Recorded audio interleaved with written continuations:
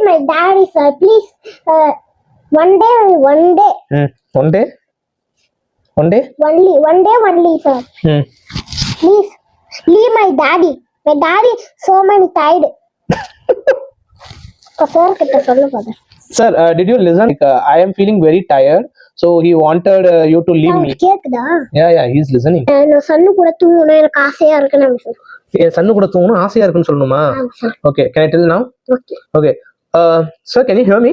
Yeah, so what I want to tell is like my son told me to sleep with him. So he is asking why you are giving a lot of work to me and why you are extending my work hours.